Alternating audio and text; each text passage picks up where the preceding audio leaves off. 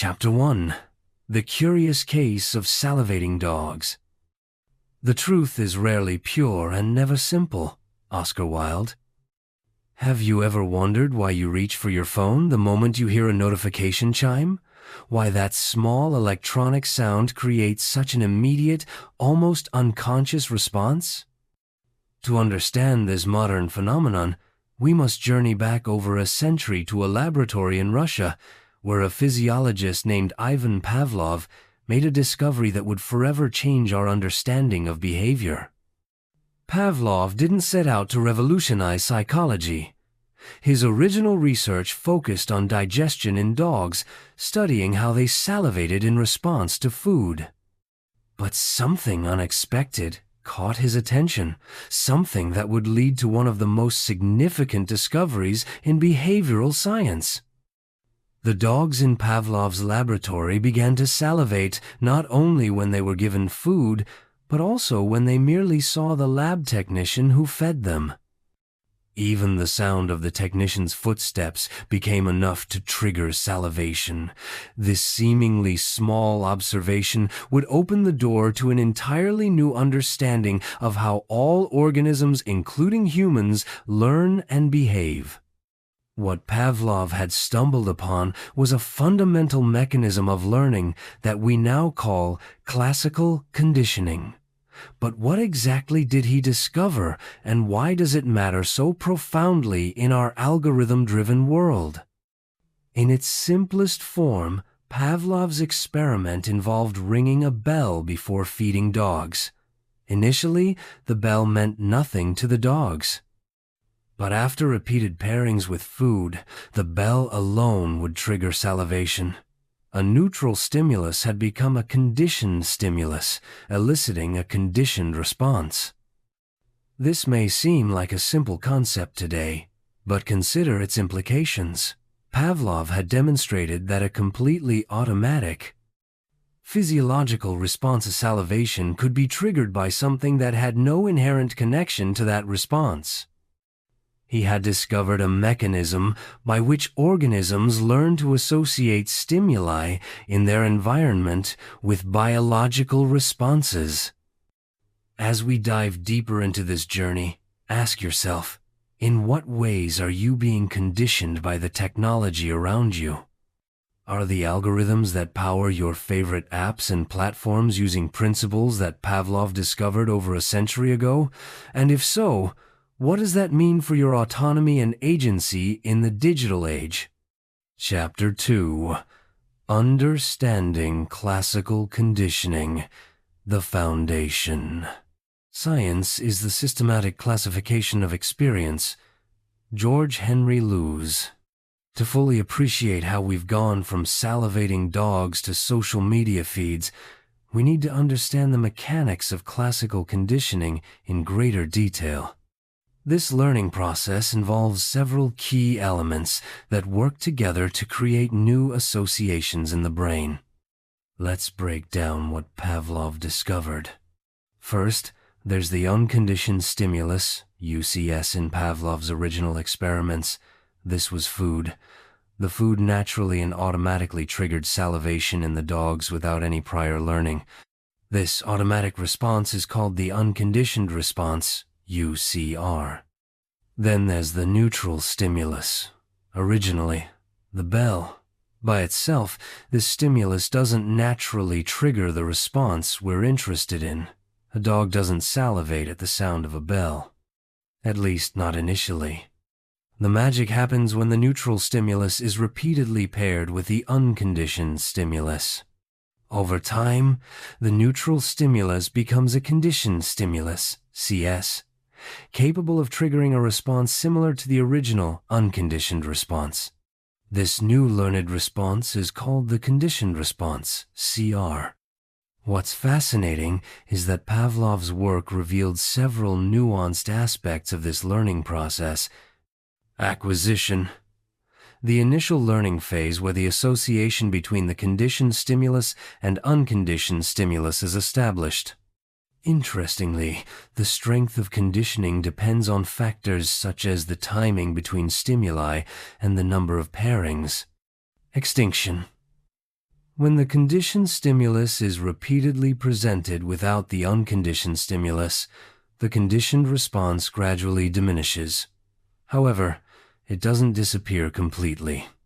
Spontaneous recovery.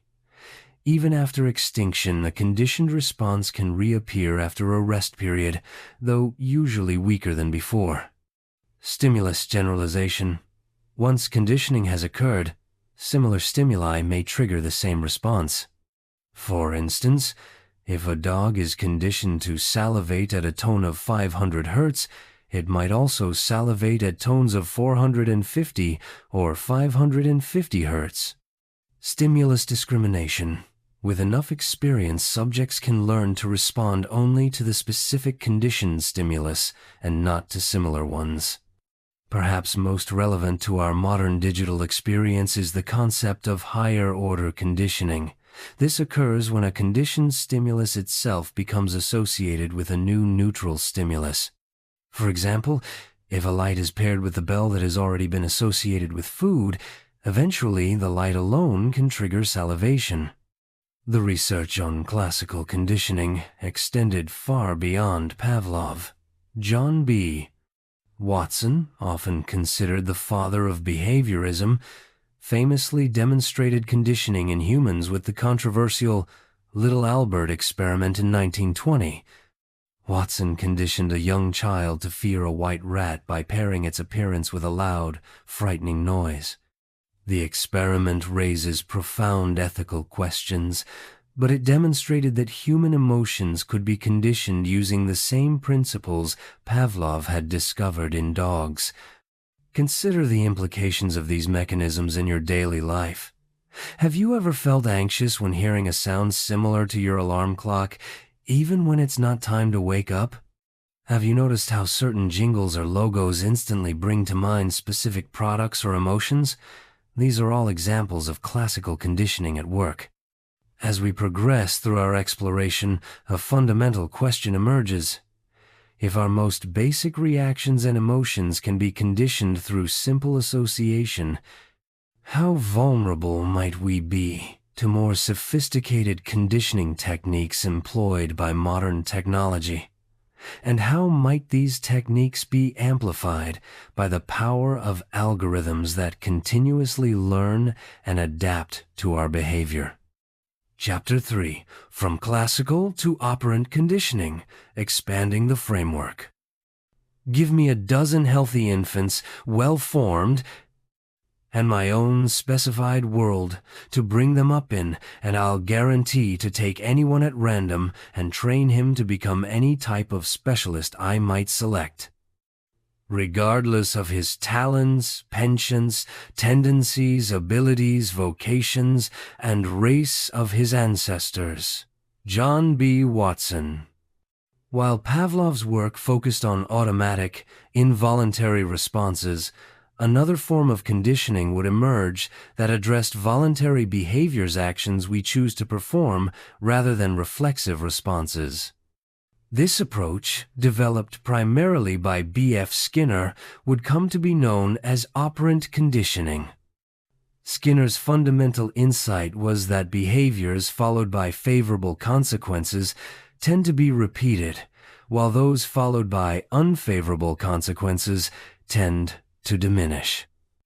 He developed what became known as the Skinner box, an experimental chamber where animals, typically rats or pigeons, could perform simple actions like pressing a lever, which would result in consequences such as receiving food or avoiding an electric shock.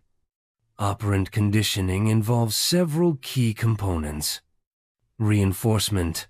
Any consequence that increases the likelihood of a behavior being repeated. Positive reinforcement. Adding something desirable, like a reward. Negative reinforcement. Removing something unpleasant, like pain or discomfort. Punishment. Any consequence that decreases the likelihood of a behavior being repeated. Positive punishment. Adding something unpleasant. Negative punishment. Removing something desirable. Schedules of reinforcement. The timing and frequency of reinforcement can dramatically affect how quickly a behavior is learned and how resistant it is to extinction. Fixed ratio, reinforcement after a set number of responses.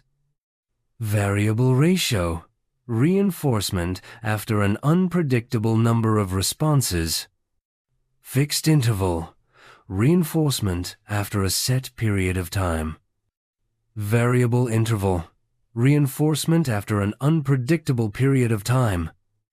One of Skinner's most significant findings was that variable ratio schedules where reinforcement comes after an unpredictable number of response-discrete behaviors that are both quickly acquired and highly resistant to extinction.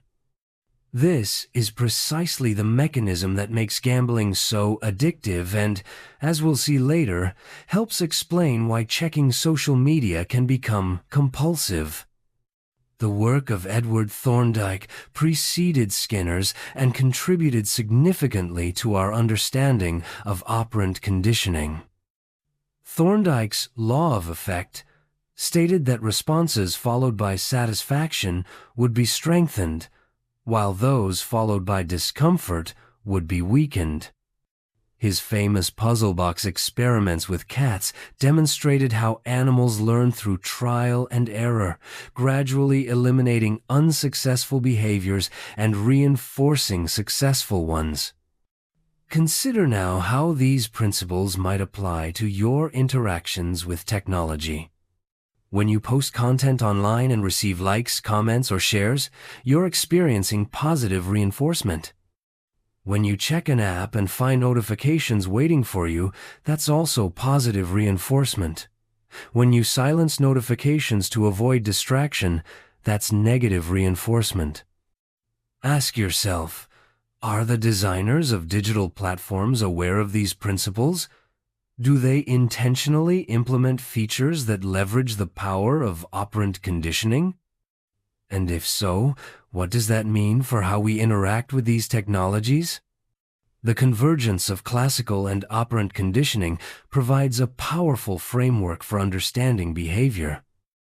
Classical conditioning helps explain our emotional and physiological responses to stimuli, while operant conditioning addresses our voluntary behaviors and choices. Together, they offer a comprehensive lens through which to examine how modern technology might be shaping our behavior in ways we don't fully recognize. Chapter 4: The Behavioral Revolution and Its Critics. The real problem is not whether machines think, but whether men do. B.F. Skinner. By the mid-20th century, behaviorism had become the dominant paradigm in American psychology. The appeal was obvious. It offered an objective, measurable approach to studying behavior without relying on subjective reports of internal mental states. Behaviorists like Watson and Skinner advocated for a science of psychology based entirely on observable behavior rather than unobservable thoughts or feelings. Skinner's vision was particularly ambitious. In works like Walden II and Beyond Freedom and Dignity, he proposed that entire societies could be engineered using behavioral principles to maximize human happiness and productivity. He believed that the notion of autonomous human choice was largely an illusion and that behavior was fundamentally shaped by environmental contingencies. But this behavioral revolution was not without its critics. Noam Chomsky famously challenged Skinner's account of language acquisition, arguing that the complexity and creativity of human language could not be explained through reinforcement alone.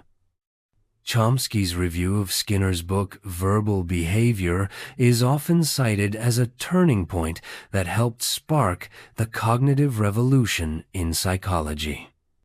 Other critics pointed out the ethical implications of behavioral control. If human behavior could be so easily shaped by environmental contingencies, what did that mean for concepts like free will, dignity, and personal responsibility? Was Skinner's vision of a behaviorally engineered society a utopia or a dystopia?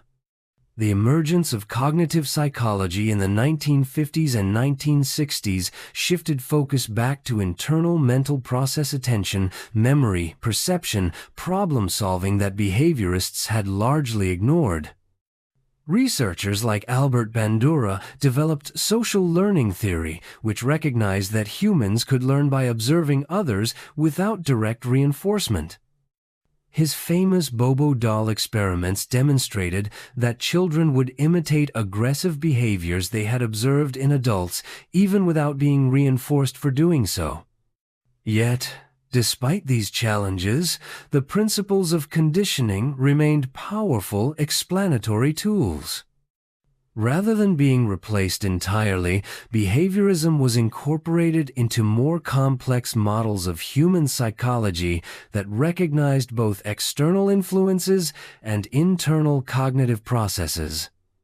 Edward C. Tolman's work on cognitive maps in rats demonstrated that learning involved more than simple stimulus-response associations.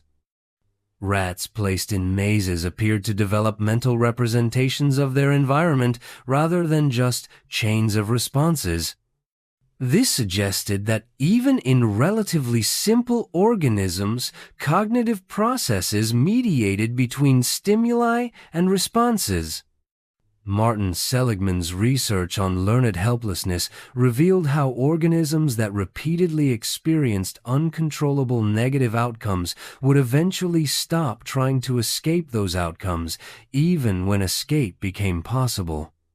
This had profound implications for understanding depression and resilience in humans. What emerges from this rich history is a more nuanced understanding of behaviorism that recognizes the power of conditioning while acknowledging the complexity of human cognition and the importance of internal mental states. As we contemplate modern algorithmic behavior modification, we might ask, are today's digital platforms more aligned with Skinner's behaviorist vision? Or with the more complex cognitive understanding that emerged later? Do they treat users as complex beings with internal mental lives, or simply as organisms whose behavior can be shaped through carefully designed contingencies? Moreover, what ethical questions should we be asking about systems designed to modify behavior at scale? If Skinner's vision of behavioral engineering raised concerns in the context of small experimental communities, what should we make of global platforms that apply similar principles to billions of users? Chapter 5: The Birth of Persuasive Technology. Technology is neither good nor bad, nor is it neutral. Melvin Kranzberg. As the 20th century gave way to the 21st, a new field emerged at the intersection of psychology, design, and computer science: persuasive technology.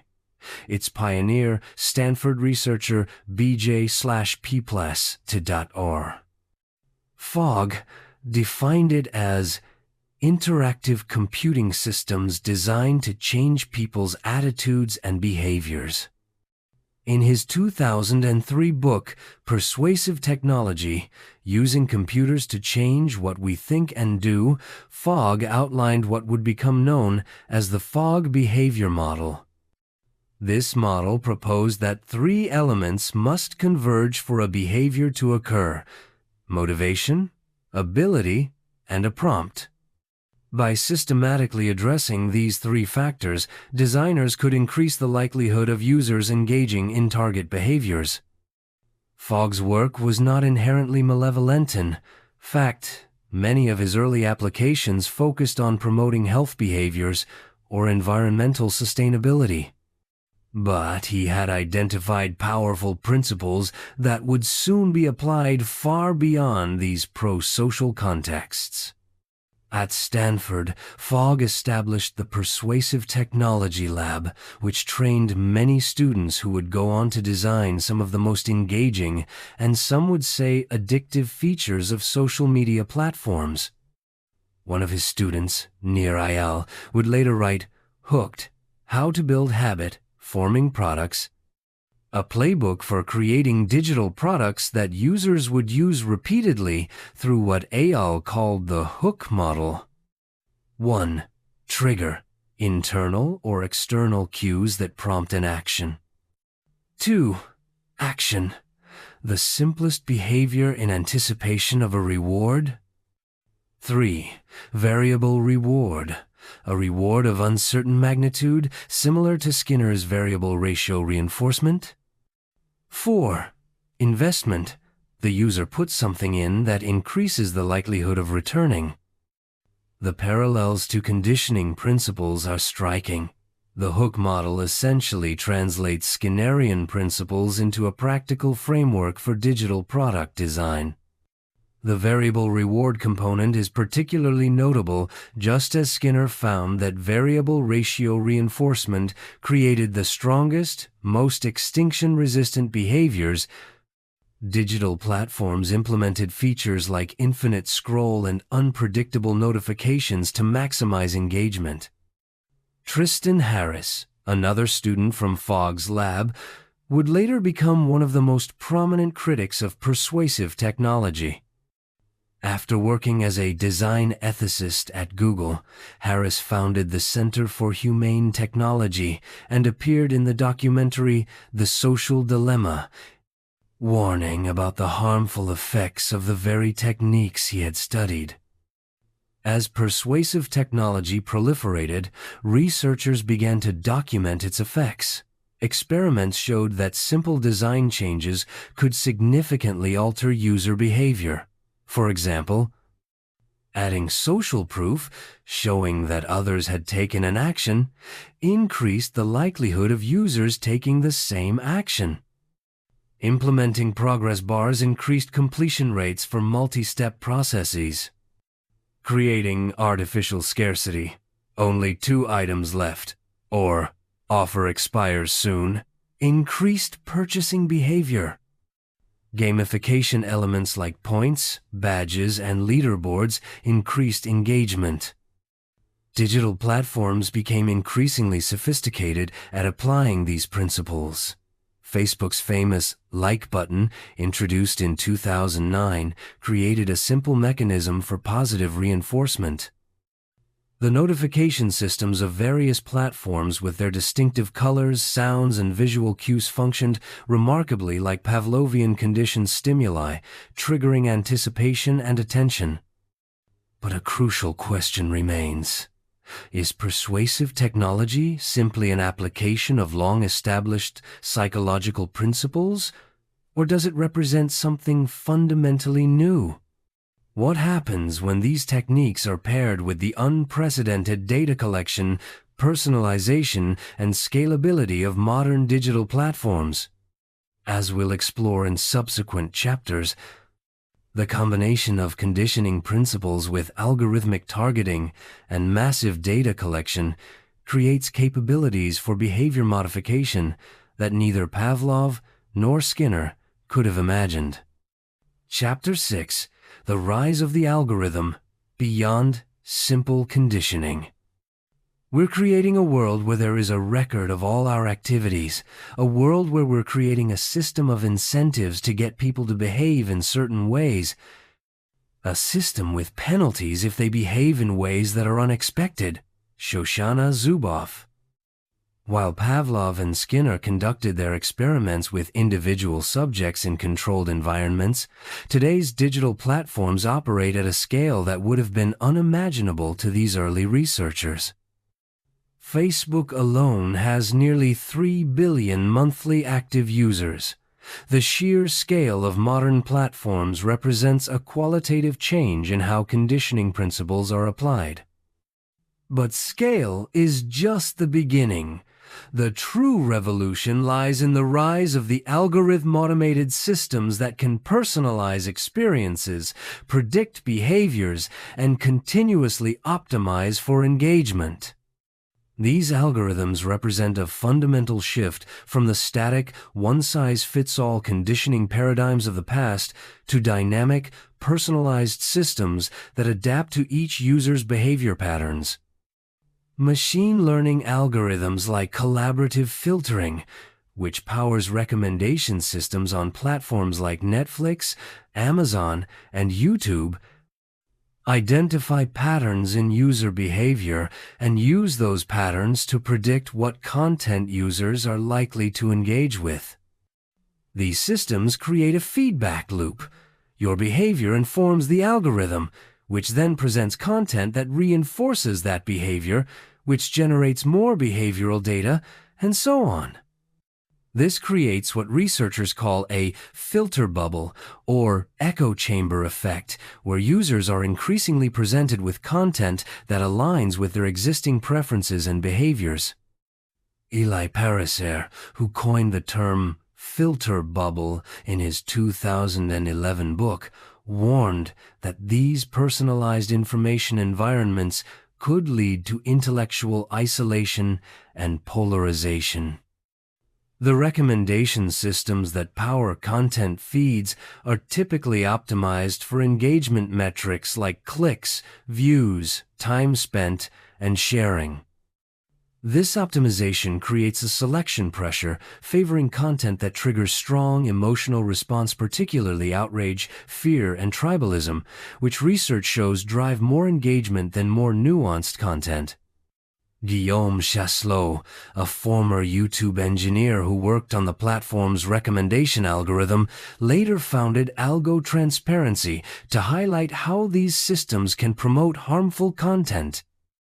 His research showed that YouTube's algorithm tended to recommend increasingly extreme content, potentially radicalizing viewers over time. But perhaps the most significant development in algorithmic behavior modification is the rise of A/B testing and continuous experimentation. Digital platforms can run thousands of experiments simultaneously, testing minor variations in design, wording, timing, and other factors to see which versions maximize target behaviors. Facebook's internal experimentation platform, called Gatekeeper, allows the company to test changes with specific user segments before rolling them out more broadly. A 2012 experiment by Facebook that manipulated the emotional content of nearly 700 users' news feeds to study emotional contagion sparked ethical concerns, but demonstrated the platform's ability to influence users' emotional states through algorithmic content selection. These capabilities go far beyond traditional conditional. Whereas Pavlov and Skinner could only apply the same stimulus to all subjects, modern platforms can. 1. Track individual response patterns across thousands of variables. 2. Personalize stimuli based on predicted response. 3. Continuously optimize those predictions through machine learning. 4. Scale these personalized interventions to billions of users. 5. Run constant experiments to improve effectiveness. This represents what legal scholar and philosopher Shoshana Zuboff calls surveillance capitalism, an economic system built around the extraction of behavioral data and the use of that data to predict and modify human behavior. In her influential book, The Age of Surveillance Capitalism, Zuboff argues that this represents a fundamental threat to human autonomy and democracy. The key question becomes, if classical and operant conditioning raised concerns about human autonomy and dignity even in controlled laboratory settings, what should we make of systems that apply these principles at global scale, enhanced by artificial intelligence, continuous optimization, and unprecedented surveillance capabilities? Chapter 7. Neurological Underpinnings: The Brain on Algorithms. The brain is wider than the sky. Emily Dickinson. To truly understand how algorithmic systems affect us, we need to explore the neurological mechanisms that make conditioning possible in the first place. What happens in our brains when we experience reinforcement?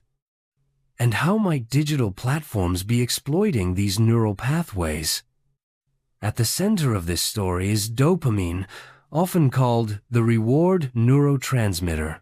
Early research characterized dopamine as simply producing pleasure, but more recent work has revealed that its role is more complex. It's actually more involved in anticipation, motivation, and learning than in pleasure itself. Dopamine neurons in the midbrain, particularly in areas like the ventral tegmental area and substantia nigra, project to the nucleus accumbens, prefrontal cortex, and other regions involved in motivation and decision-making. When we experience something rewarding, these neurons fire, releasing dopamine that helps strengthen neural connections through a process called long-term potentiation. But crucially, with repeated exposure to a predictable reward, dopamine neurons shift from firing when the reward is delivered to firing when a cue signals that a reward is coming. This is essentially the neural basis of Pavlovian conditioning. The bell, or notification, becomes associated with the reward, triggering anticipatory dopamine release. Computational neuroscientist Wolfram Schultz demonstrated this in experiments where he recorded from dopamine neurons in monkeys. Initially, the neurons fired when the monkeys received juice rewards. But after the juice was repeatedly preceded by a light cue, the neurons began firing at the light rather than the juice itself. If the expected reward didn't materialize, dopamine neuron activity actually decreased below baseline neural disappointment signal. This research led to the influential reward prediction error theory, which suggests that dopamine signals the difference between expected and actual rewards. This mechanism helps organisms learn which cues predict rewards and adjust their behavior accordingly. Modern digital platforms appear perfectly designed to manipulate this system. 1. Notification systems serve as conditioned stimuli, triggering dopamine release through anticipation. 2. Variable rewards, new posts, likes, messages, create stronger associations than predictable ones. 3. Infinite scrolls and autoplay features remove natural stopping points, promoting continuous engagement. 4. Visual design elements like red notification badges create salient cues that grab attention. 5.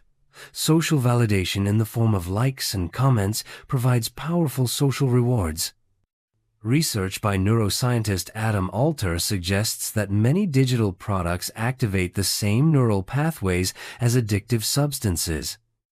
In his book Irresistible, The Rise of Addictive Technology and the Business of Keeping Us Hooked, Alter notes that both substance addictions and behavioral addictions involve similar patterns of neural activity, particularly in reward circuitry and the prefrontal regions involved in self-control. Neuroimaging studies support this connection. A 2019 study published in Psychological Reports found that Facebook use was associated with activation in brain regions implicated in reward processing, including the nucleus accumbens, amygdala, and ventral tegmental area, the same regions activated by drugs of abuse.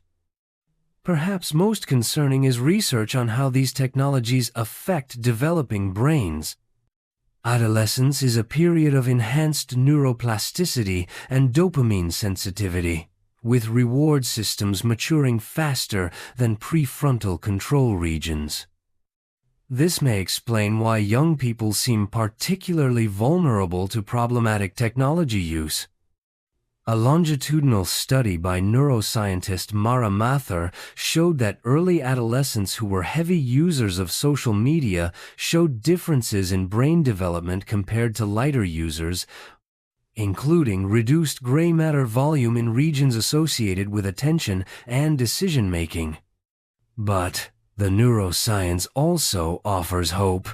The brain's plasticity, its ability to reorganize and form new connections, means that the effects of algorithmic conditioning aren't necessarily permanent.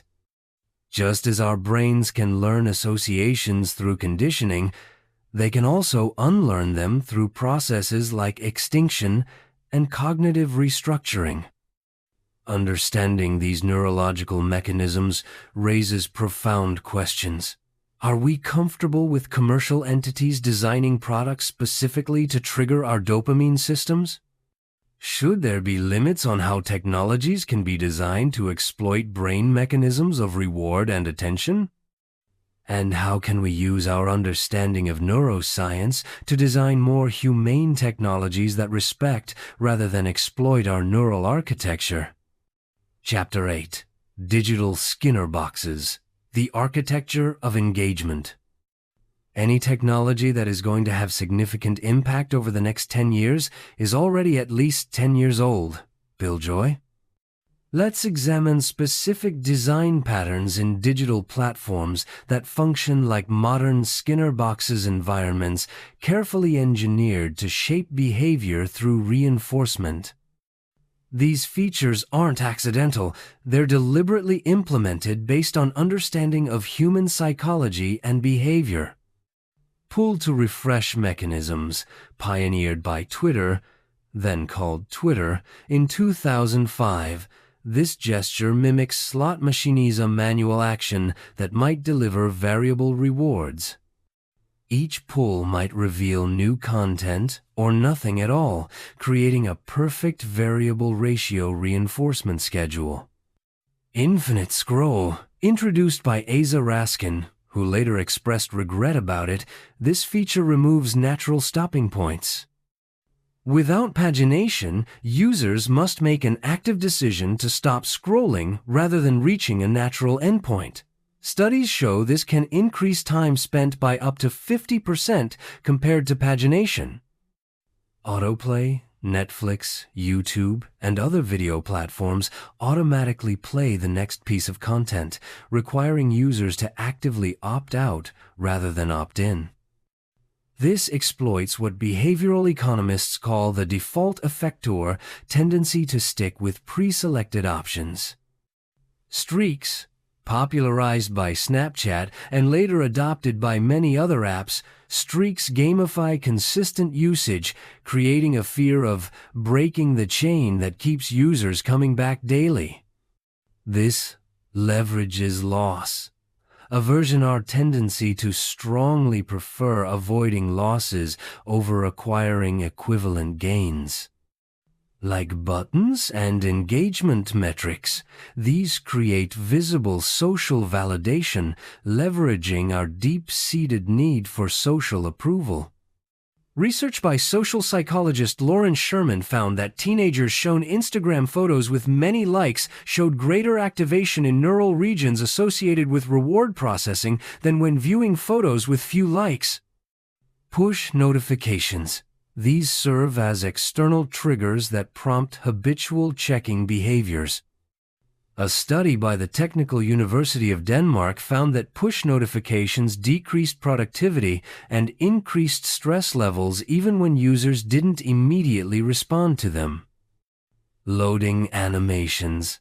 These create anticipation for rewards, similar to the spinning wheels on slot machines. They give users a sense that something is happening and reward is imminent, encouraging them to wait rather than leave. Limited time content. Features like Snapchat stories and Instagram stories that disappear after 24 hours create artificial scarcity and fear of missing out, FOMO. Research shows that content perceived as scarce is valued more highly. Red notification badges. These use the color psychology of read associated with urgency and importancito, create visual salience that draws attention. Eye-tracking studies show these badges are among the first elements users notice when opening devices. Typing indicators. These show when someone is composing a message, creating anticipation, and keeping users engaged while waiting for the message to arrive.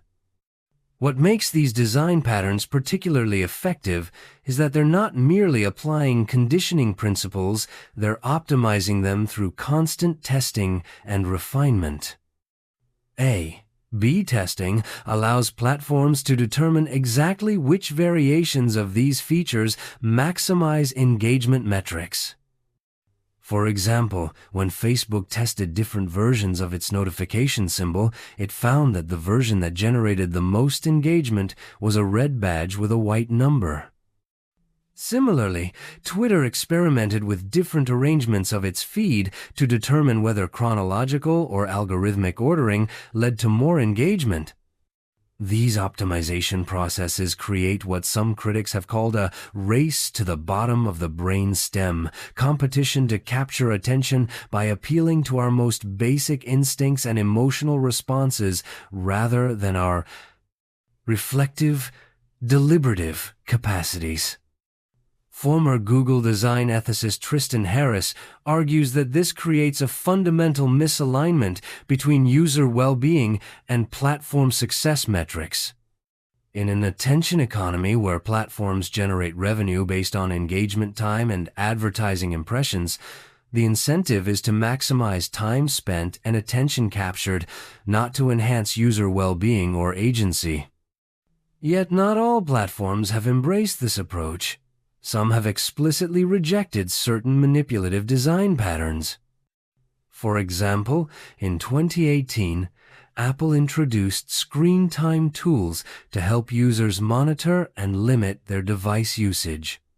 Basecamp's email service Hey deliberately eschews read receipts and other anxiety-inducing features common in other email clients. This raises an important question. Is it possible to design digital environments that respect user agency while still being engaging and financially viable? Can we create platforms that align their success metrics with genuine user well-being rather than extracting maximum attention? Chapter 9. The Data Advantage: Personalized Conditioning at Scale. If you're not paying for it, you're not the customer. You're the product being sold. Andrew Lewis. What truly sets modern algorithmic behavior modification apart from historical conditioning methods is the unprecedented amount of data available to digital platforms. This data allows for personalization at a level that Pavlov and Skinner could never have imagined. Consider the scope of data collection. A single platform like Facebook collects data on demographics, age, gender, location, relationship status, social connections, friends, family relationships, social graph, content engagement, what you click, watch, like, share, comment on, time patterns, when you're active, how long you spend on different activities. Location data, where you go, how often, how long you stay. Device information, what devices you use when you switch between them. Third-party website activity through tracking pixels and social plugins. Purchase behavior through partnerships with data brokers. This creates what researchers call a digital phenotype, a detailed profile of your preferences, habits, and vulnerabilities that can be used to predict your behavior and tailor content to maximize your engagement. A 2020 study published in Nature Communications found that with just 300 Facebook likes, an algorithm could predict a person's personality traits better than their spouse could. With just 10 likes, the algorithm outperformed work colleagues. Mikhail Kozinski, a psychologist whose research demonstrated how Facebook data could be used to predict personality traits, expressed concern about how this capability could be misused. The danger with this kind of prediction is that it could be used to manipulate people. You can imagine situations where this could be used for unethical purposes. The Netflix prize competition of 2006-2009 illustrated the power of collaborative filtering algorithms, which make predictions about a user's preferences based on the preferences of similar users. The winning algorithm improved Netflix's recommendation accuracy by over 10% and demonstrated how even seemingly trivial data points could enhance prediction accuracy when combined with sophisticated machine learning. Perhaps most concerning is the ability of platforms to identify moments of vulnerability. Internal documents from Facebook revealed by whistleblower Frances Haugen showed that the company could identify when teenage users felt insecure, worthless, and needed a confidence boost, psychological states that could potentially be exploited for marketing purposes. A 2017 leak from Australian marketing executives at Facebook suggested the company claimed to identify when teenagers felt stressed, defeated, overwhelmed, anxious, nervous, stupid, silly, useless, and a failure. Although Facebook denied using this capability for ad targeting, the mere existence of such analysis raises profound ethical questions. Similarly, online retailers like Amazon use dynamic pricing algorithms that can potentially charge different prices based on a user's purchasing history, location, and other factors, essentially personalizing the reinforcement schedule for purchasing behavior.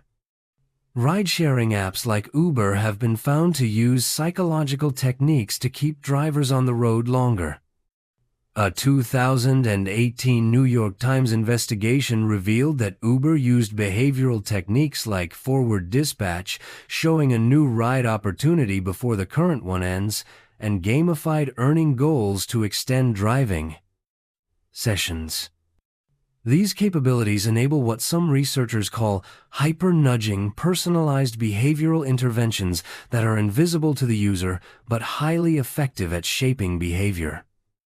Unlike traditional nudges described by behavioral economists like Richard Thaler and Cass Sunstein, which are transparent and allow for opt-outs, these algorithmic nudges often operate without user awareness or explicit consent.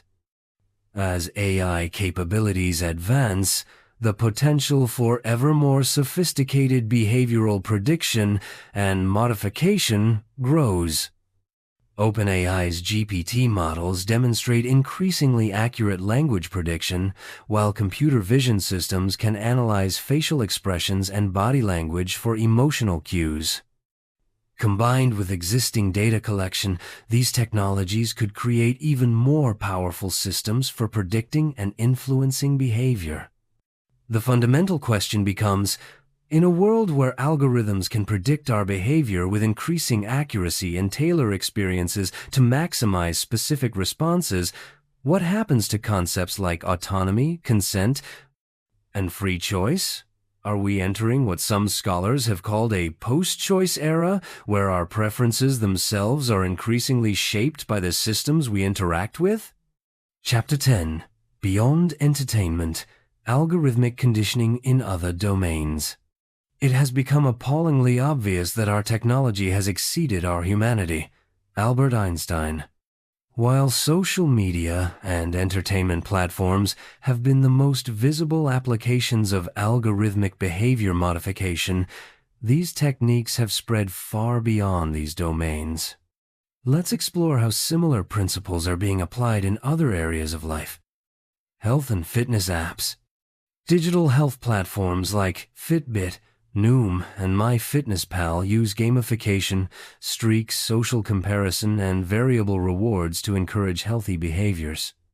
A 2019 systematic review in the Journal of Medical Internet Research found that apps incorporating rewards and goal-setting features showed greater effectiveness in promoting physical activity.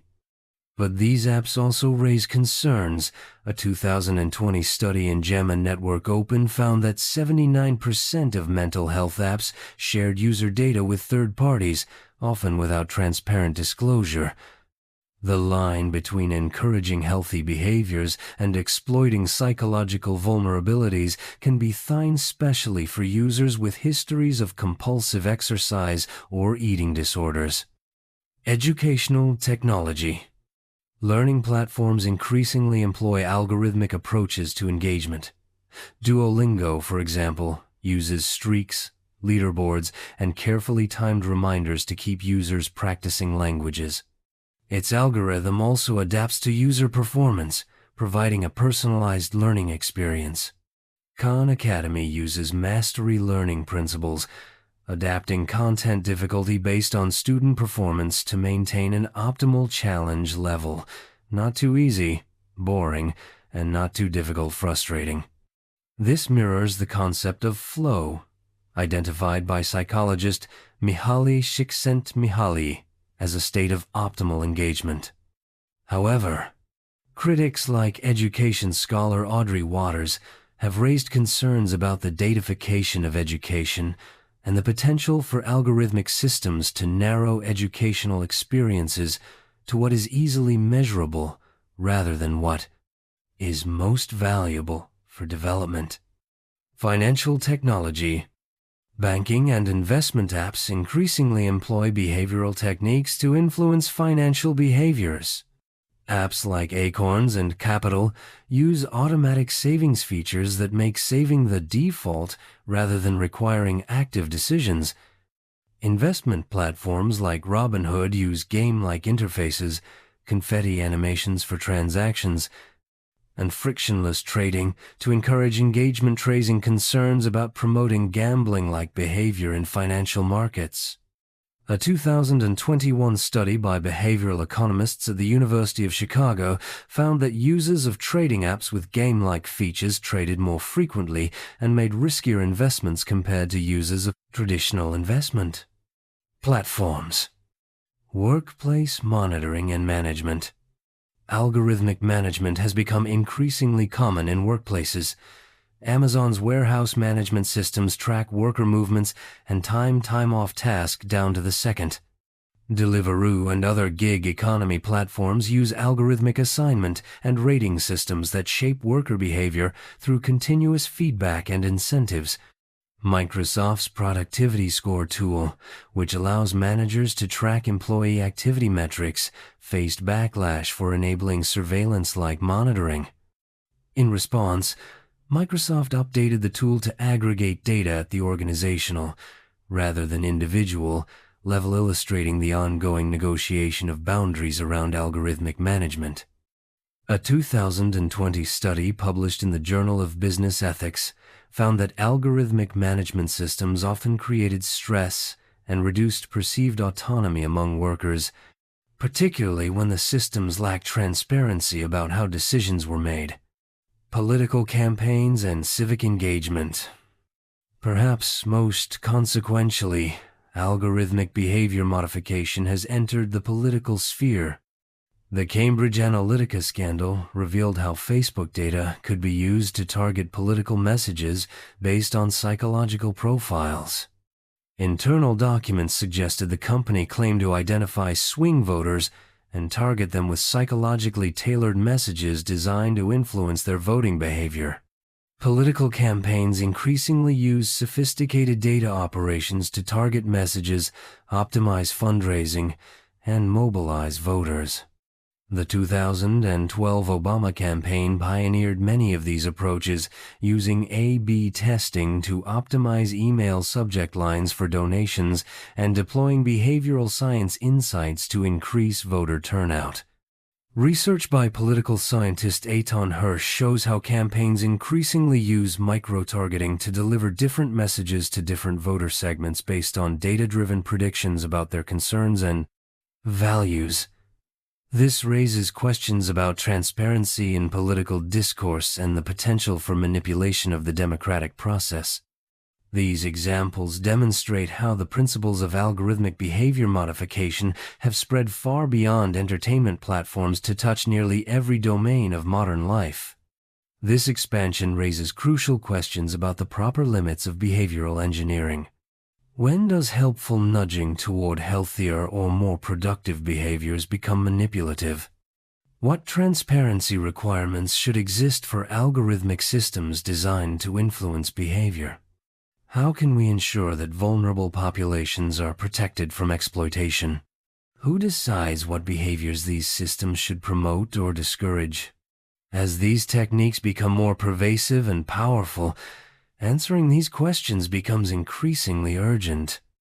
The line between supporting human agency and undermining it is often subtle but profoundly important for preserving meaningful autonomy in an algorithmically mediated world. Chapter 11.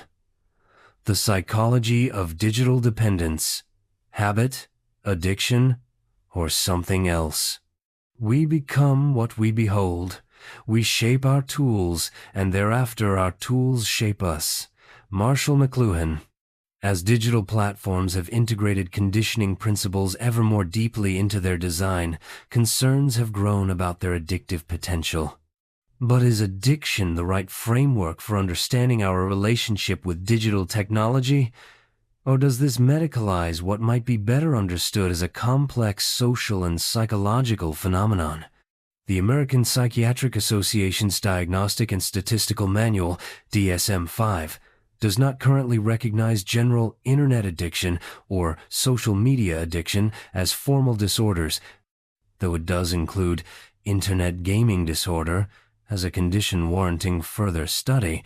This reflects ongoing debate about whether problematic technology use constitutes a true addiction or something else. Psychologist Mark Griffiths, who specializes in behavioral addictions, proposes 6 core components that characterize addiction. 1. Salience. The activity dominates thinking and behavior. 2. Mood modification. The activity alters mood. 3. Tolerance. Increasing amounts are needed for the same effect. 4. Withdrawal symptoms when the activity is discontinued. 5. Conflict with other activities, relationships, etc. 6. Relapse. Tendency to return to previous patterns after abstinence. Research suggests that some individuals do experience these components in relation to social media and smartphone use. A 2021 meta-analysis published in Addictive Behaviors found that problematic social media use was associated with depression, anxiety, stress, and poor sleep quality similar to patterns seen in substance use disorders. However, other researchers caution against pathologizing normal behavior. Social psychologist Sherry Turkle argues that the pull of digital platforms often reflects fundamental human needs for connection, recognition, and belonging rather than addiction per se. In her book, Alone Together, she suggests that the real issue is not that we're addicted to our devices, but that we're using them to meet genuine psychological needs in potentially unhealthy ways. Neuroscientist Carl Eric Fisher suggests that the addiction framework itself may be too simplistic.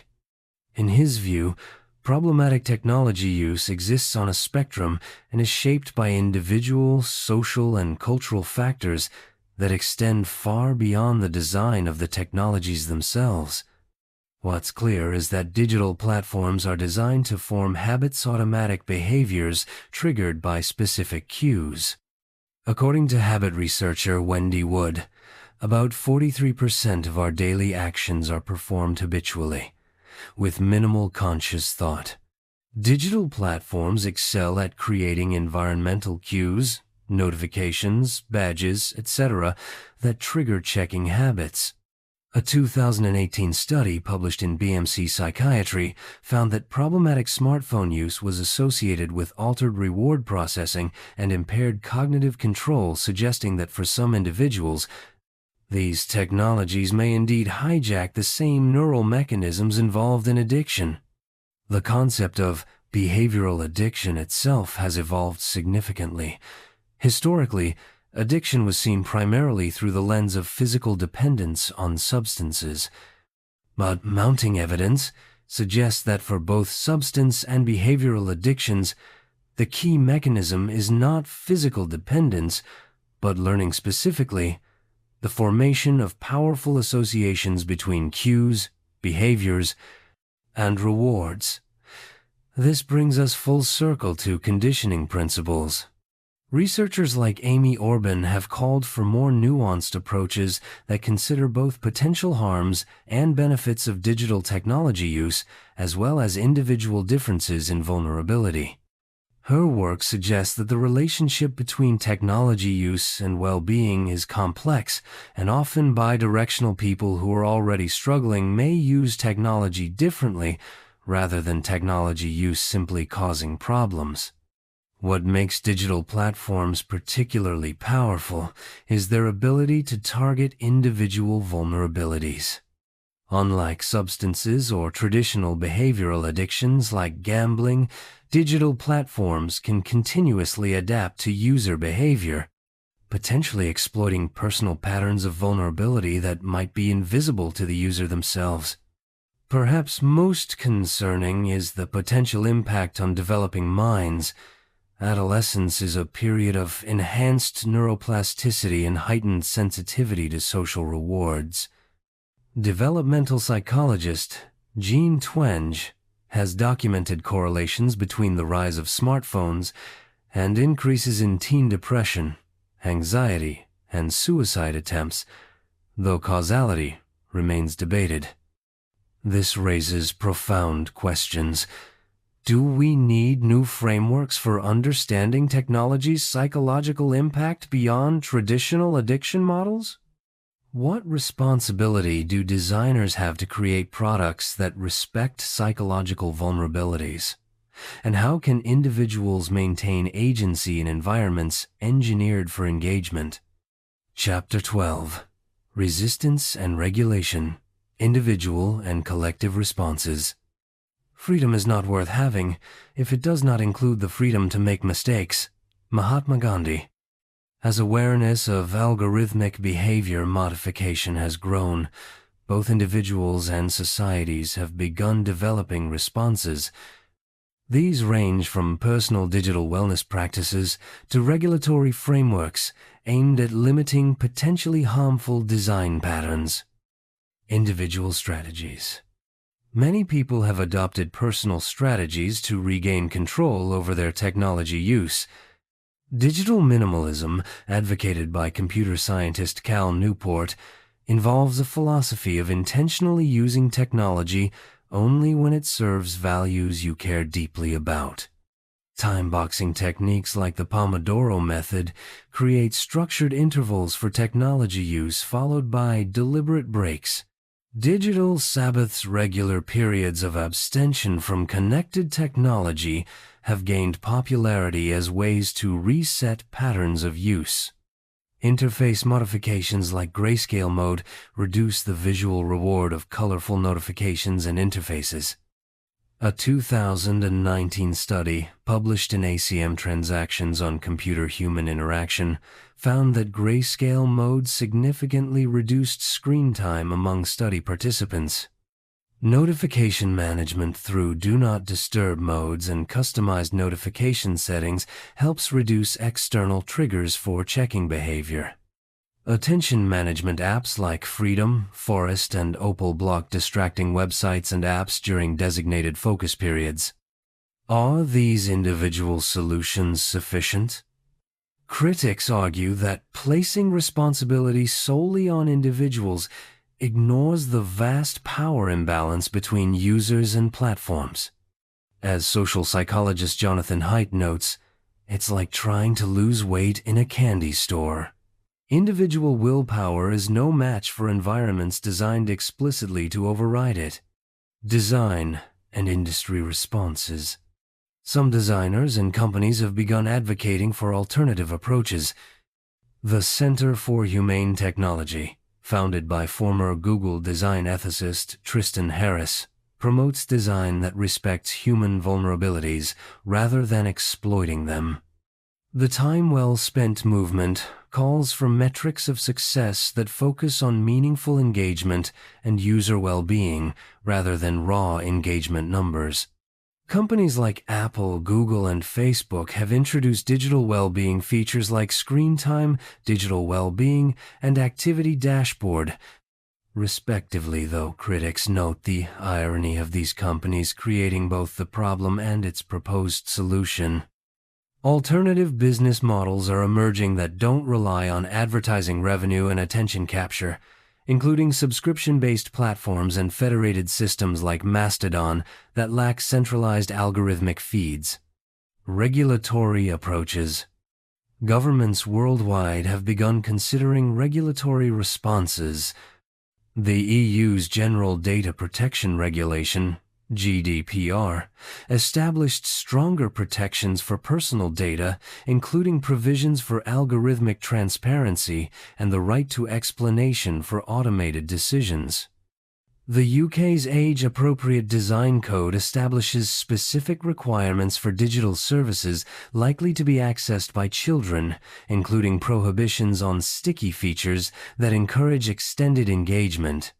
California's Consumer Privacy Act, CCPA, and proposed updates to COPPA, Children's Online Privacy Protection Act, in the U.S., seek to enhance privacy protections, particularly for young users.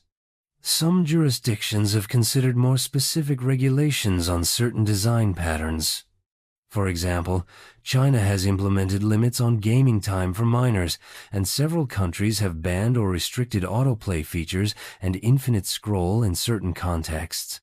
The proposed Social Media Addiction Reduction Technology, SMART Act in the U.S., would ban certain features like infinite scroll and autoplay, though it has not yet become law.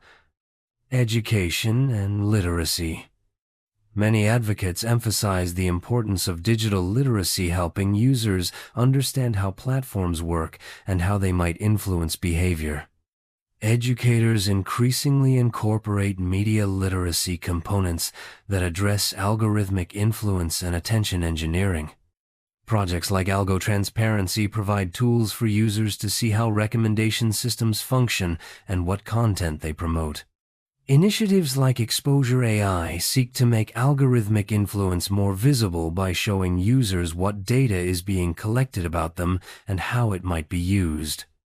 These various responses reflect different theories of responsibility and agency. Is problematic technology use primarily a matter of individual choice and responsibility, a design ethics issue, a regulatory challenge, or some combination of all three? Perhaps the most important question is whether our current economic system, which rewards companies for capturing and monetizing attention, can be reconciled with technology that genuinely respects human autonomy and well-being. As long as business models rely on maximizing engagement, the incentive to employ sophisticated conditioning techniques will remain. Chapter 13. The Cognitive Science of Resistance. Building mental immunity. Between stimulus and response there is a space. In that space is our power to choose our response. Viktor Frankl. Beyond external solutions like regulation and design changes, there's growing interest in how individuals can develop internal resistance to unwanted algorithmic influence. This approach draws on cognitive science, mindfulness practices, and metacognitive skills to enhance what some researchers call mental immunity, the ability to recognize and resist unwanted influences on thinking and behavior. Cognitive psychologist Daniel Kahneman's distinction between System 1, fast, automatic, emotional, and System 2, slow, deliberate, logical thinking, provides a useful framework. Many digital design patterns specifically target System 1 processes, creating automatic, habitual responses that bypass conscious deliberation. Building resistance often involves activating System 2 to examine and potentially override these automatic responses. Several research-backed approaches show promise. Implementation, intentions.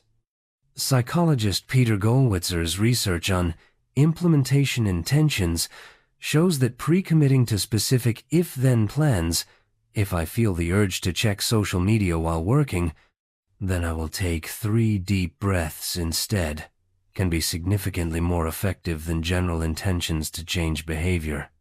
These specific plans help bridge the gap between intention and action by creating clear, concrete action triggers. A 2018 study in the Journal of Experimental Social Psychology found that participants who formed implementation intentions about social media use reduced their usage by 15% more than those who simply intended to reduce usage. Cognitive diffusion. From Acceptance and Commitment Therapy, ACT. Cognitive diffusion techniques help create psychological distance from urges and thoughts. Rather than identifying with the thought, I need to check my phone, one might observe, I'm having the thought that I need to check my phone, creating space between the impulse and the action. Mindfulness practices. Mindfulness training enhances awareness of automatic behaviors and the ability to pause before acting on impulses. A 2018 study in the Journal of Behavioral Addictions found that a brief mindfulness intervention reduced problematic smartphone use and improved well-being measures compared to a control group. Cognitive reappraisal? This emotion regulation strategy involves changing how one thinks about a situation to alter its emotional impact. Rather than viewing notifications as urgent demands requiring immediate attention, one might reframe them as optional information that can be addressed at a convenient time. Metacognition enhancement. Developing thinking about thinking skills helps individuals recognize when their cognition is being influenced. Media scholar Renee Hobbs has developed curricula that specifically teach students to identify persuasive techniques in digital media and recognize when recommendation systems are shaping their content exposure. Dopamine fasting and attention restoration. Some practitioners advocate periodic dopamine fasts, periods of abstention from highly stimulating digital activities to reset reward sensitivity. While the name is somewhat misleading from a neuroscientific perspective, research on attention restoration theory suggests that periods in nature and away from technology can enhance cognitive resources and attentional control. Values clarification. Psychologists find that connecting behavior changes to core personal values increases success. Rather than framing digital wellness as deprivation, focusing on how technology limitations support values like creativity, presence, or connection can enhance motivation and sustainability. What's particularly interesting about these approaches is that many draw on the same psychological principles used by the platforms themselves, but repurpose them to enhance autonomy rather than undermine it. For example, implementation intentions leverage the power of situational cues, the same mechanism that notifications use to trigger checking behavior. Habit stacking, attaching new habits to existing ones, uses the same associative learning principles as classical conditioning. Commitment devices like website blockers create immediate consequences for actions, similar to the immediate feedback loops in gamified apps. Psychologist Nick Yee, who studies gaming motivation, suggests that understanding the specific psychological needs being met by technology use is crucial for developing effective alternatives. If social media provides a sense of connection, simply removing it without addressing that need is unlikely to be sustainable. Some researchers have proposed more systematic approaches to building digital metacognition.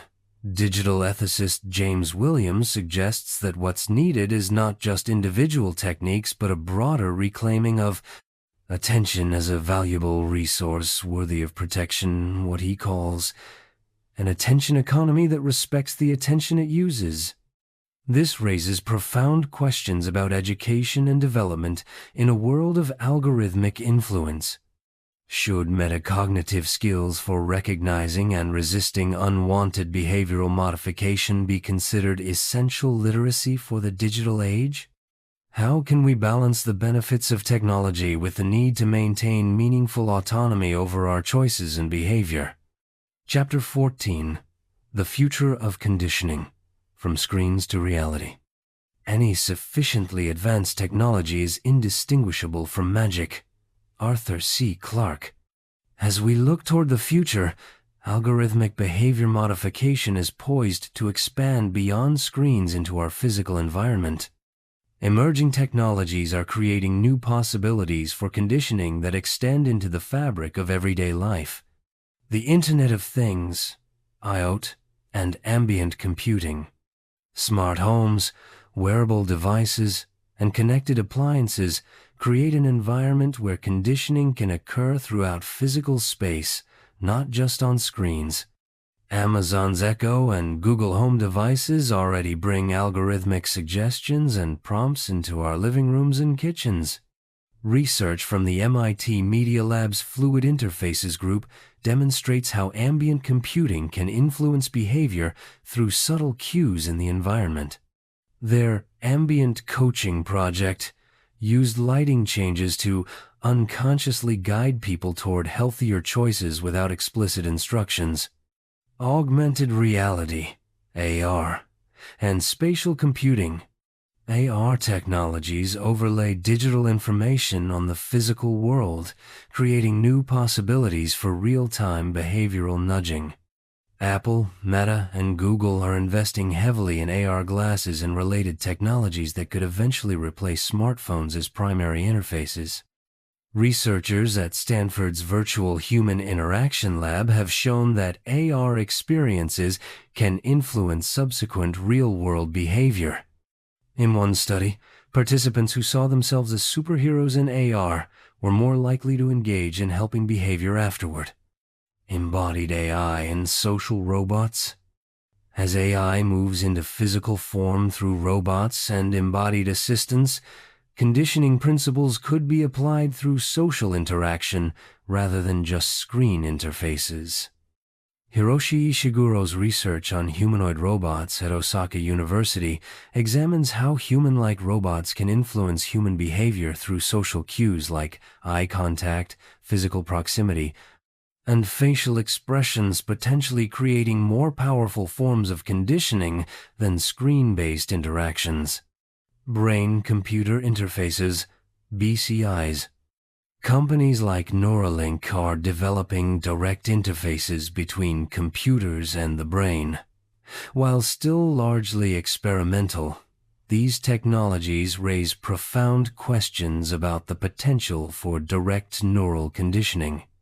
Neuroscientist Moran Cerf's research explores the potential for BCIs to influence decision-making processes below the level of conscious awareness, potentially creating what he calls choice architecture of the brain. Digital twins and predictive personalization. As companies develop increasingly accurate digital models of individual users, digital twins, the potential for hyper-personalized conditioning grows. These models could predict not just what content you might like, but what environmental factors might influence your behavior at particular moments. Google's patent for a system for predicting and preventing undesirable user behaviors describes technology that would analyze historical data to predict future actions and intervene before the behavior occurs, essentially conditioning behaviors before they even happen. The spatial web. Futurists like Gabriel Rene describe the emergence of a spatial web where digital and physical reality merge, creating environments that continuously adapt to user behavior. In this vision, the distinction between online and offline becomes meaningless as conditioning principles are applied seamlessly across domains. Ethical and societal implications. These emerging technologies raise the stakes of algorithmic influence significantly.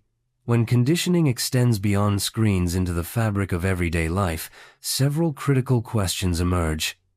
How can meaningful consent operate in environments where influence is ambient and often imperceptible? What happens to public space when it becomes mediated by personalized algorithmic systems? How will power dynamics shift when the ability to condition behavior extends into physical reality? What happens to shared reality when different people experience fundamentally different versions of the same physical spaces?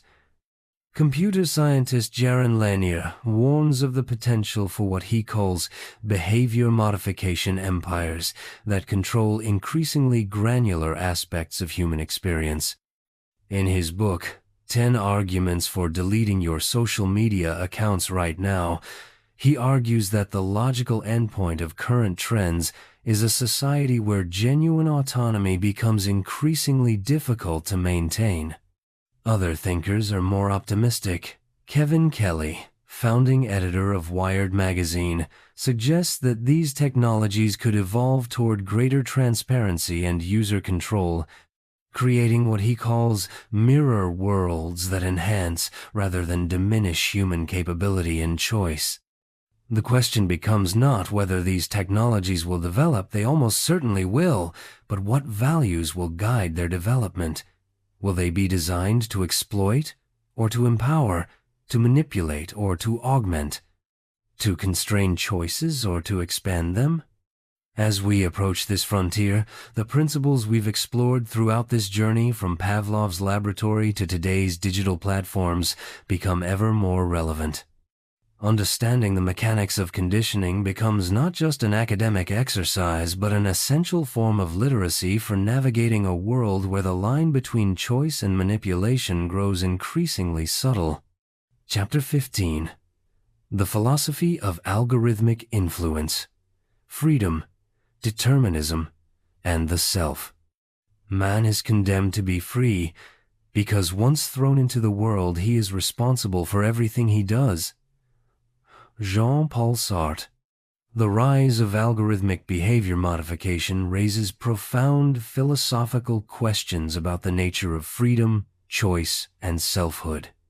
These are not merely abstract concerns, but have practical implications for how we design, regulate, and relate to technology.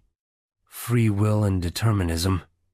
The very existence of effective conditioning techniques, whether Pavlovian or algorithmic, challenges simplistic notions of free will.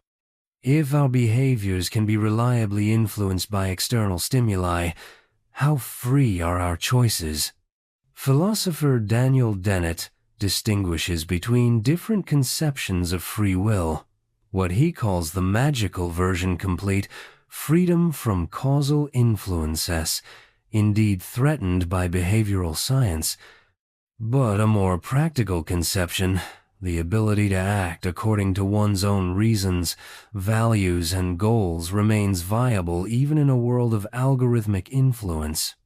The key question becomes, are algorithmic systems enhancing or diminishing this practical freedom? Do they expand our ability to act according to our own values, or do they increasingly shape those values themselves? Authenticity and the self. Philosopher Charles Taylor argues that authenticity, being true to oneself, has become a central ethical ideal in modern life. But what happens to authenticity when preferences and behaviors are increasingly shaped by algorithmic systems? If a recommendation algorithm consistently shows me content that shapes my preferences over time, Are the resulting preferences authentically mine? If my behavior is subtly conditioned by digital design patterns, is that behavior a genuine expression of who I am? Media theorist Benjamin Bratton suggests that we may need new conceptions of selfhood that acknowledge the distributed, technologically mediated nature of modern identity. Rather than seeing algorithms as entirely external to the self, perhaps they're better understood as constitutive elements of extended cognitive systems. Autonomy versus heteronomy. Philosopher Immanuel Kant distinguished between autonomy, self-governance, and heteronomy, governance by external forces. Algorithmic systems often operate heteronomously, making decisions based on factors outside our awareness or control. Legal scholar Julie Cohen argues that meaningful autonomy requires semantic discontinuity spaces free from surveillance and prediction where genuine novelty and self-creation can occur. Algorithmic systems that continuously track, predict, and shape behavior may threaten these necessary spaces of freedom. Manipulation and persuasion. What distinguishes legitimate persuasion from manipulation? Philosopher Jason Hanna suggests that manipulation occurs when influence bypasses a person's deliberative capacities or exploits their psychological vulnerabilities. By this standard, many algorithmic influence techniques would qualify as manipulative rather than merely persuasive. They often operate below the level of conscious awareness and deliberately target known psychological vulnerabilities. Liberal democracy and public discourse. Political philosopher Jürgen Habermas emphasized the importance of public discourse conducted through reason-giving as essential to democratic legitimacy. Algorithmic systems that optimize for engagement rather than deliberation may undermine this foundation. Legal scholar Cass Sunstein warns that personalization technologies create information cocoons that fragment public discourse and make consensus building more difficult. If we increasingly occupy different information environments, can we maintain the shared understanding necessary for democratic governance? The ethics of attention. Philosopher Matthew Crawford argues that attention is a form of cultural commons currently being enclosed by commercial interests. In his book, The World Beyond Your Head, he suggests that attention is not merely a private resource, but a capacity through which we access shared reality. If attention is increasingly captured and directed by algorithmic systems, what happens to our capacity to attend to the world on our own terms? Crawford suggests we need an ethics of attention that recognizes its fundamental importance to human flourishing. Philosophical responses. Various philosophical traditions offer potential resources for navigating these challenges. Virtue ethics suggests focusing on developing attentional habits and dispositions that support human flourishing rather than merely restricting harmful technologies. Existentialism emphasizes radical freedom and responsibility even in constrained circumstances. Jean-Paul Sartre's insistence that we are condemned to be free suggests that even in algorithmically mediated environments, we retain responsibility for our choices. Pragmatism, as articulated by John Dewey, offers a vision of democracy as collective problem-solving. This tradition might suggest participatory approaches to technology governance rather than either unrestricted development or top-down regulation. Phenomenology, with its focus on lived experience, provides tools for examining how technologies shape our perception and engagement with the world. Don Ide's concept of technological mediation helps analyze how technologies transform rather than merely transmit experience. These philosophical perspectives remind us that questions about algorithmic influence aren't merely technical or regulatory but touch on fundamental aspects of the human condition. How we design, deploy, and govern these technologies reflects our understanding of what it means to be human and what kind of society we wish to create. Chapter 16. Designing for Human Flourishing. Alternate Futures. The best way to predict the future is to invent it. Alan Kay. If current approaches to algorithmic design often undermine human autonomy and well-being, what alternatives might be possible? This chapter explores how we might design technologies that enhance rather than diminish human capabilities and agency. Value-sensitive design. Philosopher of technology Batya Friedman proposes value-sensitive design as an approach that considers human values throughout the design process. Rather than optimizing narrowly for engagement or profit, this approach asks how technologies can support values like autonomy, privacy, trust, and human connection. For example, a value-sensitive approach to social media might prioritize meaningful interaction over maximizing time spent, or genuine information utility over emotional triggering. It might involve users in governance rather than treating them merely as data sources. Humane Technology. The Center for Humane Technology advocates for design that aligns with human needs rather than exploiting vulnerabilities. Their Humane Design Guide suggests principles like respecting attention, minimizing interruptions, allowing depth, respecting agency, making consequences visible, enabling informed choices, respecting social connection, promoting quality interactions over quantity, respecting well-being, avoiding exploitation of psychological vulnerabilities.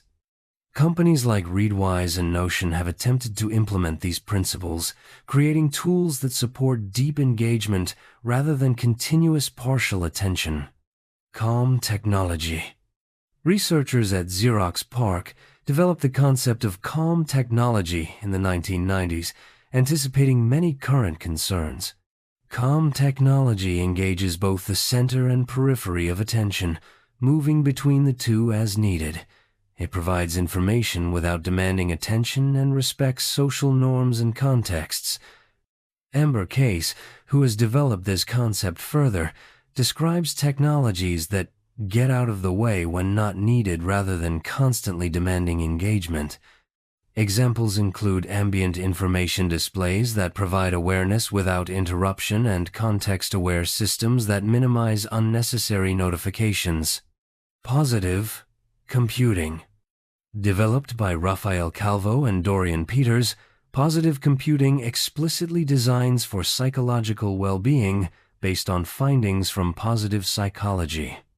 This approach identifies key well-being determinants like autonomy, competence, relatedness, meaning, and achievement, then designs to support these factors.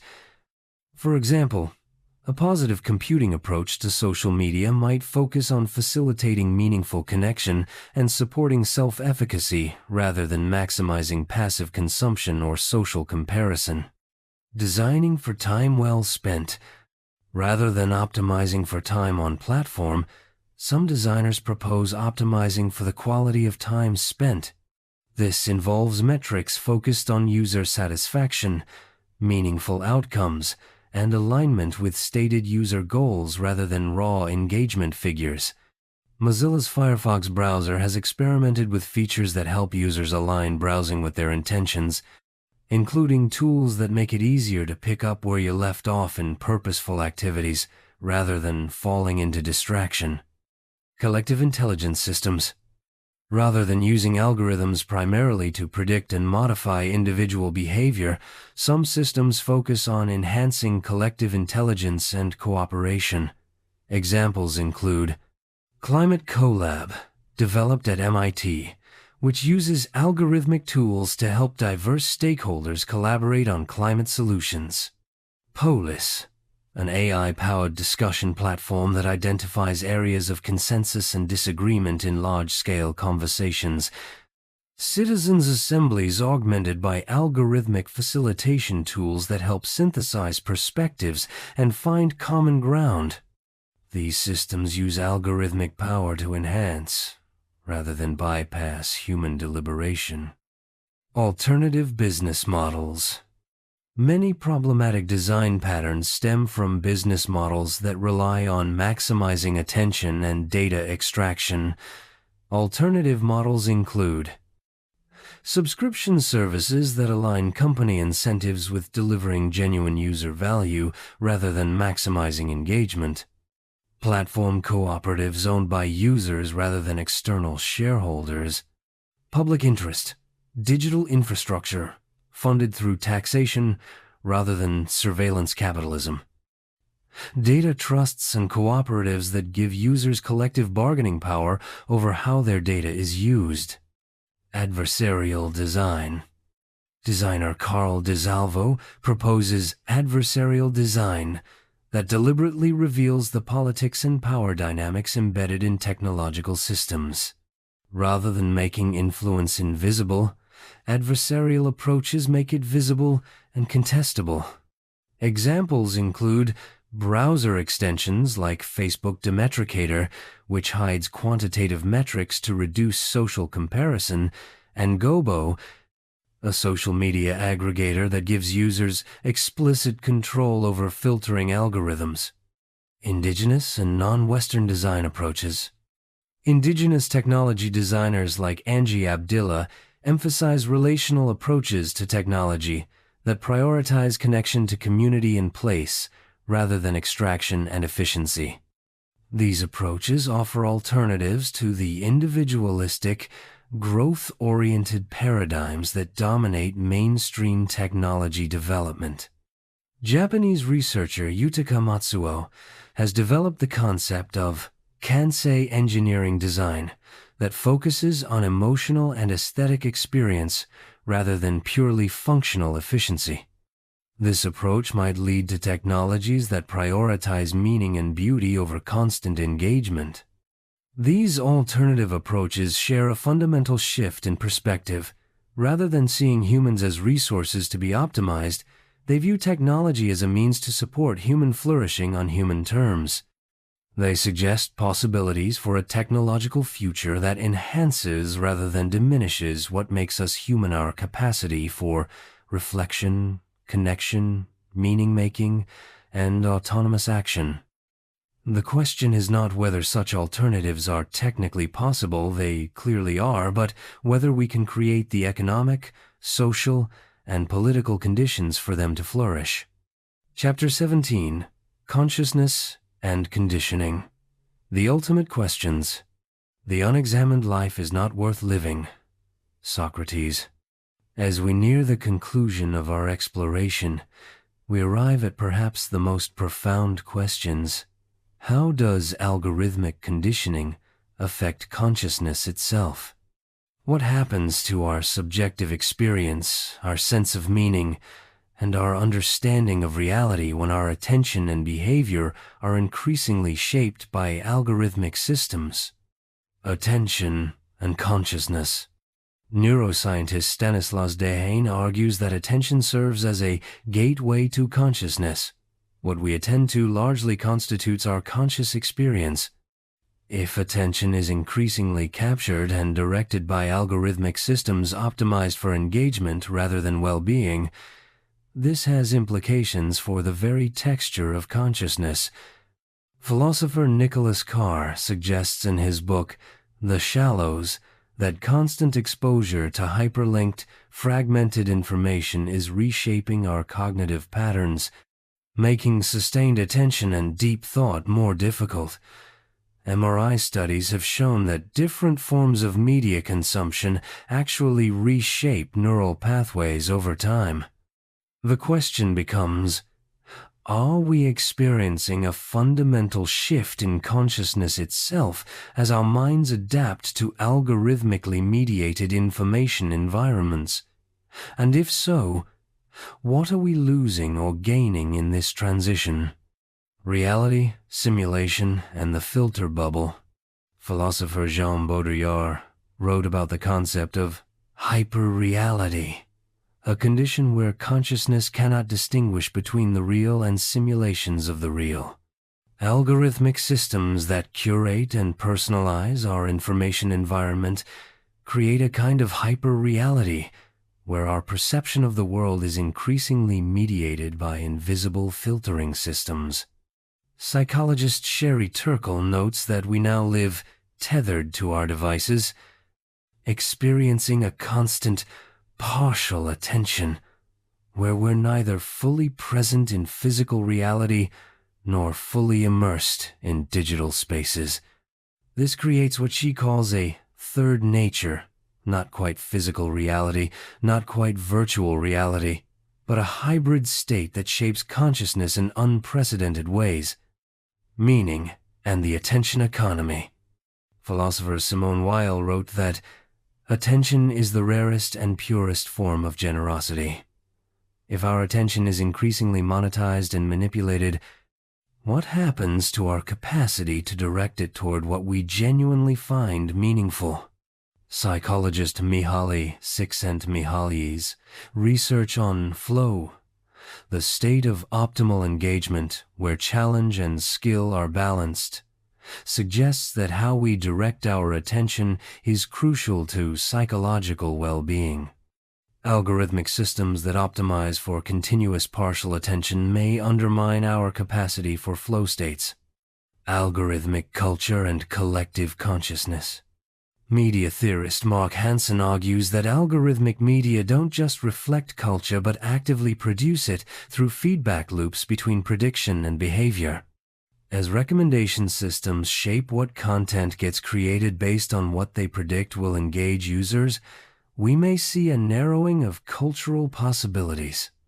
Anthropologist Mary Douglas described how shared classification systems shape collective consciousness. As algorithmic systems increasingly mediate our experience of reality, they become powerful forces in establishing shared meanings and categories, often without transparency or democratic input. Contemplative traditions and resistance. Contemplative traditions from various cultures offer resources for maintaining autonomy of consciousness in algorithmically mediated environments. Buddhist mindfulness practices emphasize non-reactive awareness that can help identify when attention is being manipulated.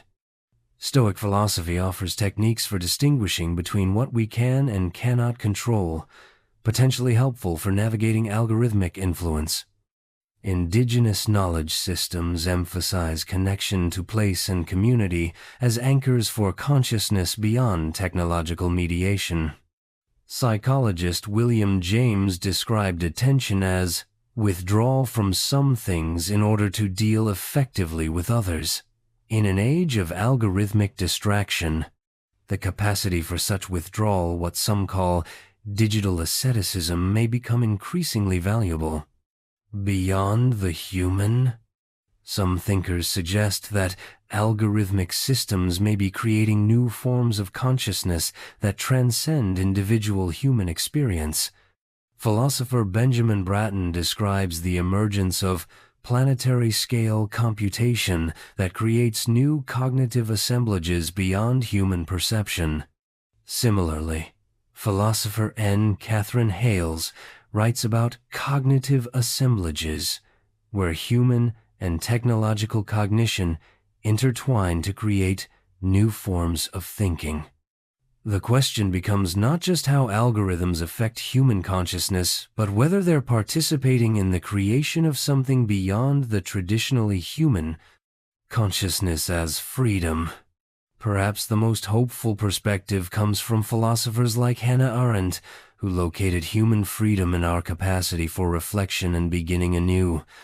Even in highly conditioned environments, the reflexive awareness of that conditioning, the ability to step back and examine it represents a form of freedom.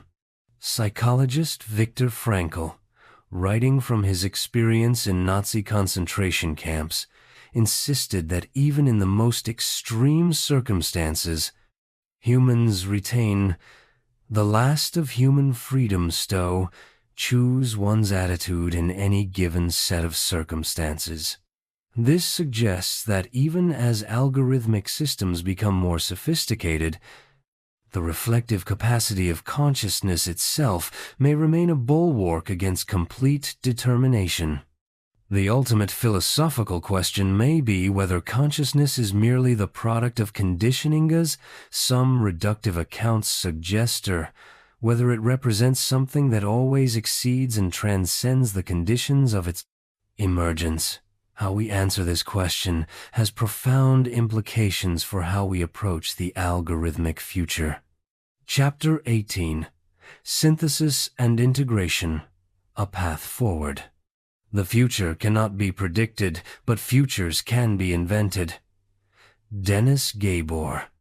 As we reach the end of our journey from Pavlov's laboratory to contemporary algorithmic systems, let's attempt to synthesize what we've learned and articulate a path forward that acknowledges both the power of conditioning techniques and the importance of human freedom and flourishing.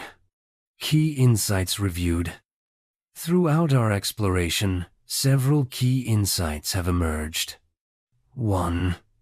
Conditioning principles discovered over a century ago remain powerful tools for shaping behavior, now amplified by digital technology and algorithmic personalization.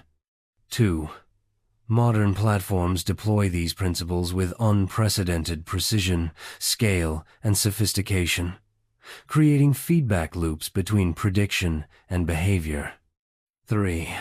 The neurological mechanisms that make conditioning possible, particularly involving dopamine and reward prediction, are systematically leveraged by digital design patterns.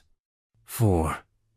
The data advantage of modern platforms creates unprecedented capabilities for personalized conditioning that targets individual vulnerabilities and preferences.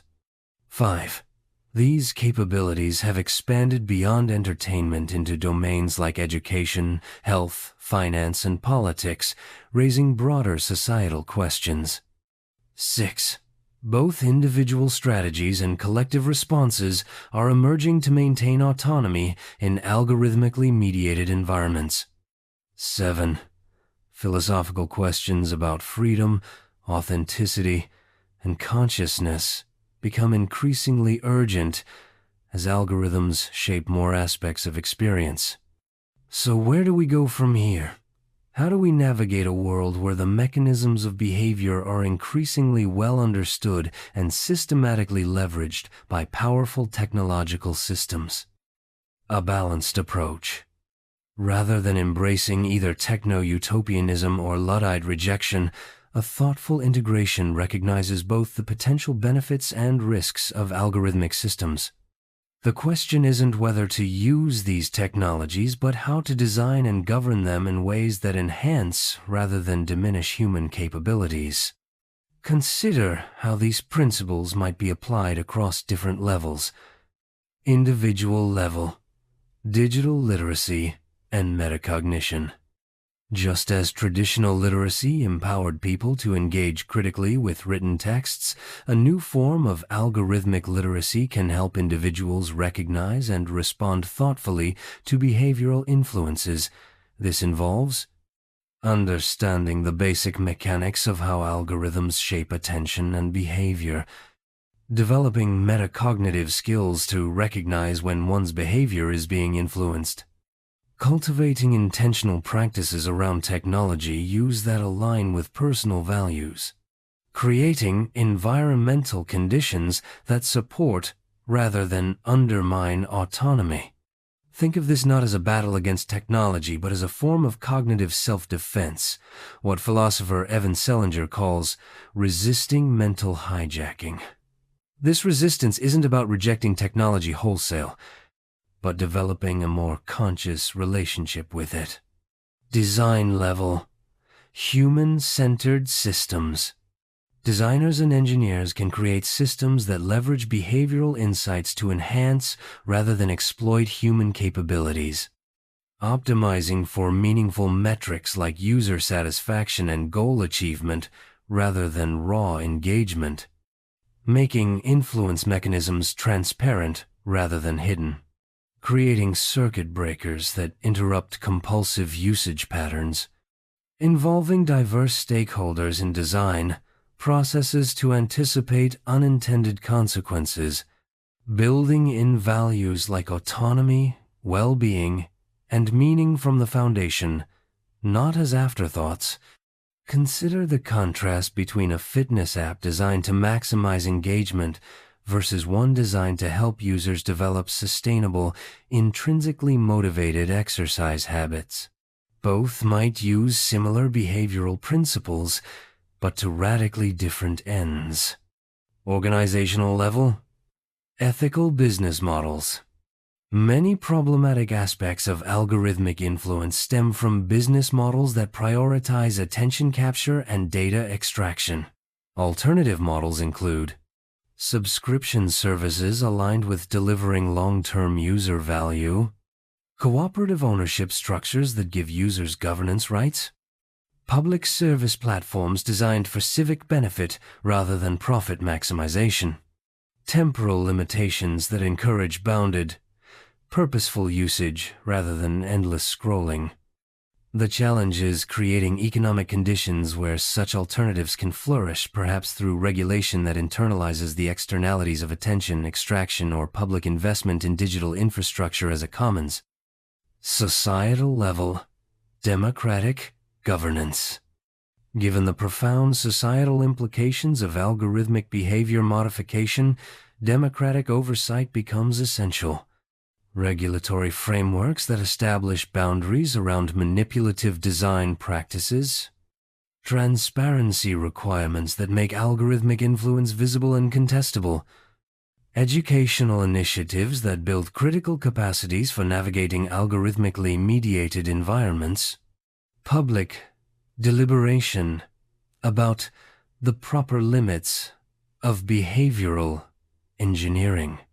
The emerging field of algorithmic governance seeks to develop frameworks for ensuring these powerful tools remain subordinated to human values and democratic processes rather than undermining them.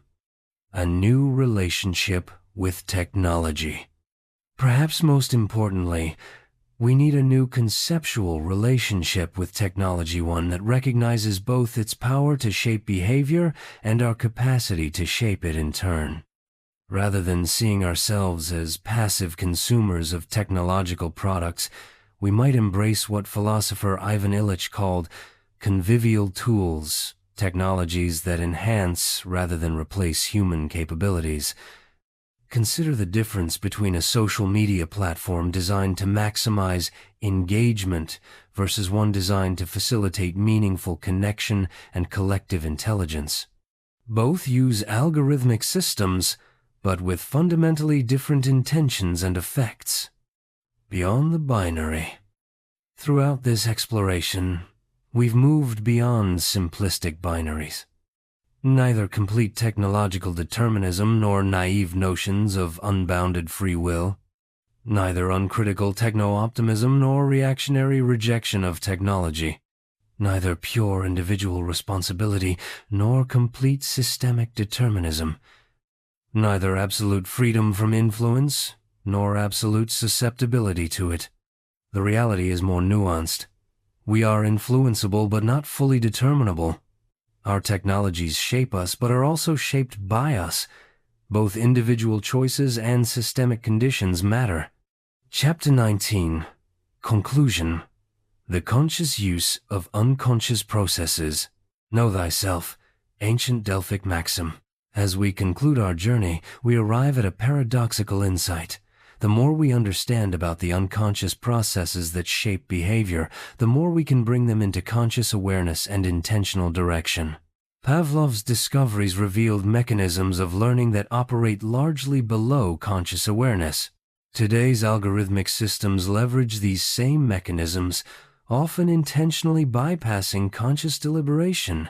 Yet our exploration of these very processes represents a kind of consciousness raising, making visible what was previously invisible. This suggests a hopeful possibility that understanding the science of behavior modification doesn't necessarily lead to more effective manipulation, but could instead lead to greater freedom through awareness. In the words of psychologist Rollo May, freedom is the capacity to pause between stimulus and response. The algorithmic systems surrounding us have become extraordinarily sophisticated at providing stimuli designed to elicit specific responses, but by understanding these mechanisms, we create that crucial pause the space in which conscious choice becomes possible. Perhaps this is the ultimate promise of our exploration, not to eliminate influence, which would be neither possible nor desirable, but to transform unconscious conditioning into conscious choice, not to reject the insights of behavioral science, but to apply them toward ends that enhance rather than diminish human capabilities. As we navigate an increasingly algorithmic world, may we use this understanding to create technologies that respect our complexity, support our flourishing, and expand rather than contract our possibilities for living meaningfully in a connected world. In doing so, we might achieve what would have seemed paradoxical to Pavlov, the conscious use of unconscious processes in service of greater awareness, agency, and human connection. Epilogue: Your Algorithm. As you reflect on the ideas we've explored together, consider your own relationship with the algorithmic systems that shape your daily experience. What patterns have you noticed in your own behavior around technology? Which design patterns particularly influence your attention and choices? What values would you want the algorithms that shape your information environment to optimize for? What one change might you make to create a more intentional relationship with these technologies? Remember that the greatest algorithm is your own awareness, your capacity to notice, reflect, and choose. In a world of increasingly sophisticated behavioral engineering, this awareness becomes not just a psychological resource, but an ethical and political one. How you direct your attention, what you choose to focus on, what you choose to ignore shapes not just your experience, but our collective future. May we use that power wisely, consciously, and in service of a world where technology amplifies rather than diminishes what makes us most human.